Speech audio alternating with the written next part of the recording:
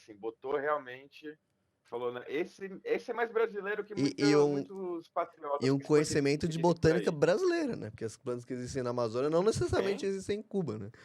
Então, ou seja, de fato, uma que maneira aí de a resolver o direita vai problema. falar que é misticismo, que é aquelas coisas lá de hippie, aí já é de esquerda, é woke. É aí que é comunista mesmo. É. É aí que é comunista. Porque comunista comia É, criancinha. O Hamas ai, que gente. queima criança dentro do forno. Uhum. Começa Essa as do comunista deturpações. come criancinha, o mundo era muito mais divertido quando essa era a fake news da época. Uhum. Que Tem agora gente que acredita tá até muito hoje. mais Eu falo, minha chato. filha, pelo amor de Deus. Exatamente. Então, pessoal, e daí, então, portanto, a terceira característica é essa questão do chauvinismo, né? Dessa exaltação do nacionalismo e essa crítica irracional ao imigrante. E essa crítica irracional ao imigrante é muito presente hoje em dia em qualquer um desses países, inclusive no Brasil, como a gente falou. É, e a quarta a gente já falou bastante aqui, que é o fato do fascismo ser sempre defensor do capitalismo. Ele não é contra o capitalismo, ele sempre é o maior defensor da propriedade privada. Ele sempre vai se esforçar ao máximo, seja como for, para defender a propriedade privada. E daí você pega os exemplos históricos, você pega, sei lá, na Alemanha, a grande aliança entre o sistema nazista, o partido nazista, com as grandes empresas, Mercedes, a própria Volkswagen, etc, etc, etc. E no Brasil também, isso é muito evidente, né? A aliança entre Bolsonaro e a burguesia brasileira. A burguesia brasileira é um pouco diferente, porque a burguesia brasileira, grosso modo, ela é agroexportadora, né? É o agro muito forte no Brasil. E ele fica muito forte no Brasil nos últimos anos com o governo Bolsonaro. É uma aliança muito grande. Falei, Fábio. Aproveitando agora aquele momento, todo moleque, o momento canônico que todo moleque adora sobre a Segunda Guerra, falar das empresas que tiveram com o nazismo. A Volkswagen não esteve com o nazismo, a Volkswagen foi uma criação do nazismo. A Pior ainda. Volkswagen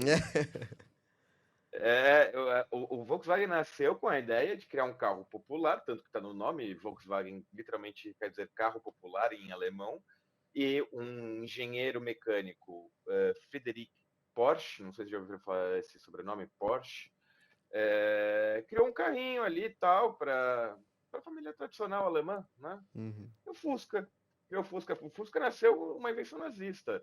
Outra coisa interessante, quando começou já o nazismo tomar aquela forma mais que nós conhecemos, a Coca-Cola parou de produzir a bebida lá, né? Por questões que já estava para romper a guerra. Para não acabar a Coca-Cola, eles inventaram a Fanta laranja, que era Uhum. laranja era algo que tinha a rodo na Alemanha, então era um refrigerante fácil de ser feito. E, por último, para também não me estender, porque eu poderia ficar aqui durante 3 horas falando sobre essa questão, caso você alguma vez na sua vida tenha visto um filme sobre a Segunda Guerra, nazismo, e viu aquele uniforme da SS todo pretão, e falou, pô, esse cara tem uma roupa bonito. Isso é porque quem fazia as roupas da SS era o Hugo Boss. Então, realmente, eles Uhum. estavam com um grande alfaiate ali a fazer o terninho. Então, se você achou que a roupa da SS é bonita, fica tranquilo, amigo. Você não é nazista. Você só sabe reconhecer um Hugo Boss. Justamente. Então, isso mostra, tipo, de uma forma bastante didática, como os movimentos nazis e fascistas são absolutamente aliados à propriedade privada, ao capitalismo em si, né? E no Brasil também, alguém aqui acha que o Bolsonaro é de esquerda. Não, né? O processo, o Bolsonaro no poder, o processo que levou ele lá, tem a participação da propriedade privada muito evidentemente e o seu próprio desenvolvimento, né?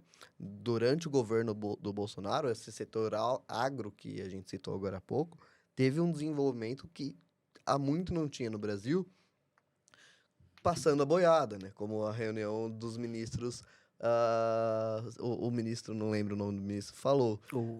Ricardo É Salles. isso que eu ia falar Ricardo agora. Salles, O mal justamente. desgraçado.